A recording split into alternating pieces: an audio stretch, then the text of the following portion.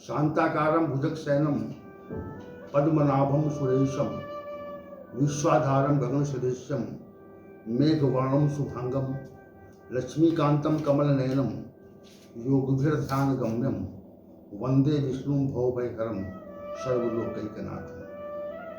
महर्षि पतंजल ने चित्त के परमात्मा में स्थित न होने के 9 विघ्नों का भी उल्लेख अपने ग्रंथ योग दर्शन में किया है और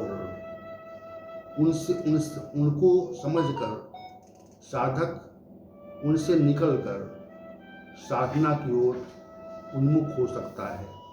9 विघ्न ही साधक को योग साधना से दूर ले जाते हैं, इसलिए इनका वर्णन भी आवश्यक है।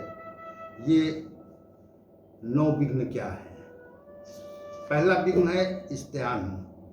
कभी कभी मनुष्य किसी कार्य की इच्छा न होने पर भी उस कार्य को नहीं करना चाहता, अथवा ये समझता है इस कार्य को करने की, संपादित करने की हमारी सामर्थ्य नहीं है, तो ऐसा समझ करके वो उस कार्य का संपादन नहीं करता।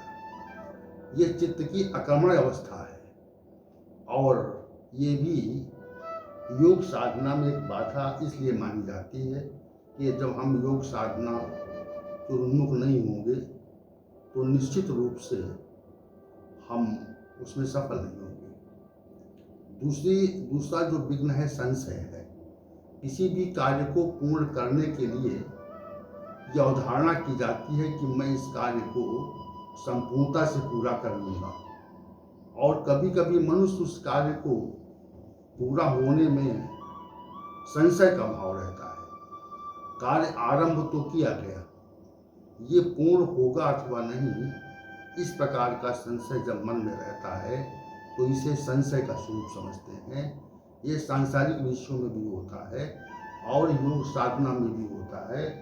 योग साधना में संशय का होना एक निश्चित तथ्य है। मन में विचार आए कि मैं योग में सिद्धि कर सकूंगा अथवा नहीं कर सकूंगा, तो ये विचार संशय कहा जाता है और ये भी योग साधना में एक बाधा है। तीसरा जो विघ्न है प्रमाद है।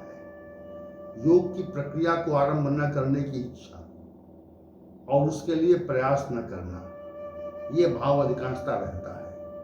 हम सांसारिक कार्यों में जब उलझ जाते हैं तो योग साधना की ओर उन्मुख नहीं हो पाते और उसमें प्रमाद करते हैं। तो अमुक कार्य करूंगा परंतु मनुष्य उस कार्य को करता नहीं, इसी को प्रमाद कहा जाता है और ये योग साधना में एक प्रकार का विघ्न है। चौथा विघ्न आलस्य है। प्रत्येक मनुष्य के शरीर में वात पित्त कफ 3 दोष रहते हैं और सत्वस्तम 3 गुण रहते हैं। वात पित्त कफ दोषों में जब साम्य अवस्था नहीं रहती तो अनेक रोग उत्पन्न हो जाते हैं, और गुणों में जब सत्वरज दबा रहता है तो तमोगुण की प्रबलता रहती है, जिससे अनायास ही आलस्य उत्पन्न हो जाता है। ऐसी स्थिति में चित्त और स्थूल शरीर में बोझ का अनुभव होता है। तमोगुण की अधिकता से किसी रोग की उत्पत्ति से मनुष्य योग साधना में सफल नहीं हो पाता, इसी को आलस्य कहते हैं। पांचवा जो विघ्न है अविरति। सांसारिक विषयों की जब तक प्यास रहती है, विषय और विषयों के साथ संयोग करने की इच्छा को तृष्णा कहा जाता है। तृष्णा ही वैराग्य में बाधक है और इस स्थिति को अविरत कहा जाता है। अर्थात हम संसार में रत रहते हैं, परमात्मा की ओर हमारी रत नहीं रहती है। इसी को अविरत नामक पांचवा दोष कहा जाता है, जो वो हमारी योग साधना में बाधा है। भ्रांति दर्शन, ये छठवीं बाधा है, 6वां विघ्न है। किसी भी कार्य की सिद्धि के लिए ये विचार दृढ़ होना चाहिए कि साधन से सिद्धि प्राप्त होगी, इस साधक के मन में ये भावना उत्पन्न हो जाए कि योग के साधनों से हमको उचित फल की प्राप्ति नहीं होगी, तो यह मिथ्या विचार ही भ्रांत दर्शन कहा जाता है, और ये भी योग साधना में निश्चित रूप से बाधा है। सातवीं बाधा है अलब्ध भूमिकत्व।